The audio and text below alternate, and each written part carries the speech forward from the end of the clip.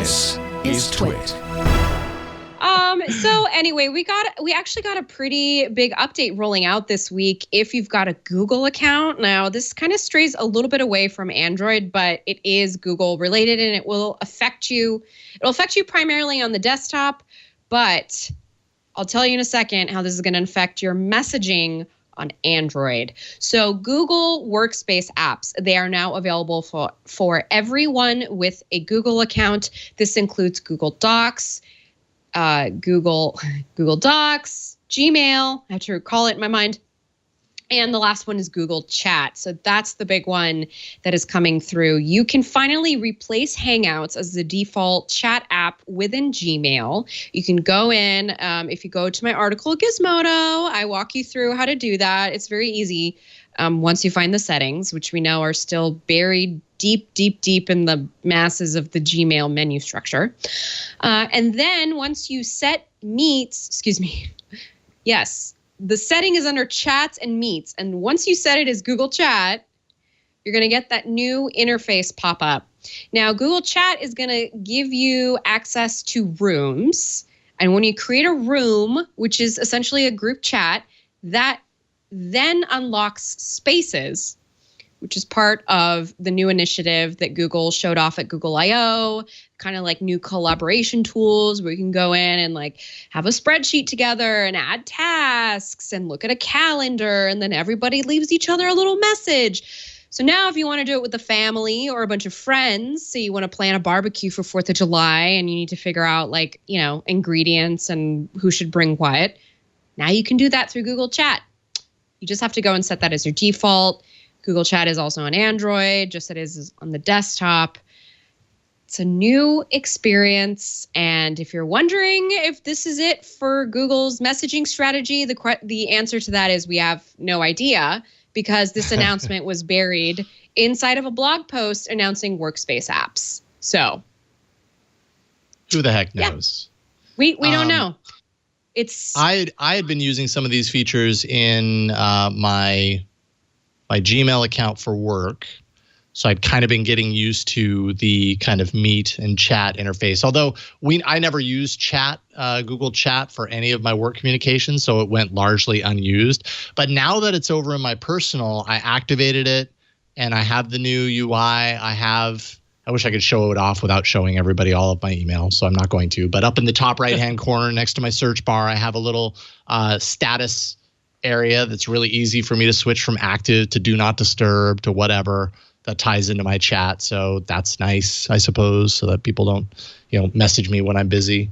So far, it looks good. But I do find myself a little tenuous for some reason about turning off Hangouts and like updating my wife's messaging from Hangouts, which is still what we use to this day to message each other.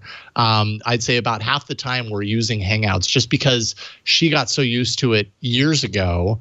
And, she definitely likes to stick with what works, and that works for us. But now I'm kind of in the point where it's like, oh, well, maybe now make sure that she's moved over in Gmail, install the app on her phone, and then cross fingers that we don't end up in some wormhole where it's like, well, why don't we just move back to Hangouts? Here's the thing that will happen is when you do a Google Chat feature, because I've been using it for a couple months now. Like you, Jason, I use Hangouts with my husband, and I also have a couple of friends on there that they know that's an easy line to me. So we got into the habit of using Hangouts. I'm trying to get everybody to Google Chat, but the app is really slow on desktop. Okay. Yeah, because the thing is I have a really long chat history with my husband. And so it takes a while for all that to load, which makes me feel like I'm missing out on some of the features that I would like to use. But I default to Hangouts because it loads faster. So when you do a chats feature in Hangouts, it'll say download and install Google Chat to get this like Prime feature or whatever, because it's not supported by Hangouts. So people will gradually be, shifting over to that, I think, per like Google's own onboarding, like, hey, it's time for you to go download this for more information. So I think that's how they're going to slowly transition everyone. But there's no blog post about it. which is weird because normally there is, right? Yes. Yeah, exactly. I thought that was odd too. Yeah. Huh. It was That just is like weird. buried in this blog post, and everybody's the kind way. of confused. Huh. Yeah, that is strange. Lee Woods in our Discord, in the Club TWiT Discord, said, and I had thought about this for a while because Hangouts used to kind of do this, and now I kind of wish it did. He or she says, I wish Google would just give the option for users to use Google Messages SMS/RCS as fallback in Google Chat. And now that you mention it, Lee, I kind of wish that too. Yeah. Yeah, I wish that was the case too. It's just kind of a bummer that it doesn't. Maybe someday, I don't know. There you go. There's something about the Google Chat, like the actual chat interface that's not embedded in Gmail that I don't care for. I don't know. I'm looking at it right now, and it's very, very stark. Listen, my computer's old. It's 6-7 years old now. I really need to upgrade it, but this chip and GPU shortage has been awful for building a new computer. Yeah. So until then, I'm testing apps the way that most of the population of people are using it, not just our like tech, whatever. We're used to like using this stuff, or we have machines that can maybe handle this. And if it's loading this slow, this is not something somebody's going to want to use. Yeah. You know what's faster than Google Chat?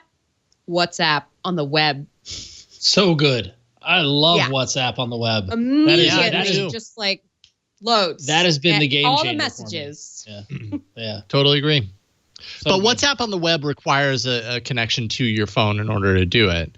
That's different with Google Chat. With Google Chat, it's all in the cloud, right? Like you don't have to sync it. Well, what's interesting though is that once you actually, because this happened to me just this past weekend, once you scan the QR code and sync your phone to WhatsApp on the web, your phone needs to be connected.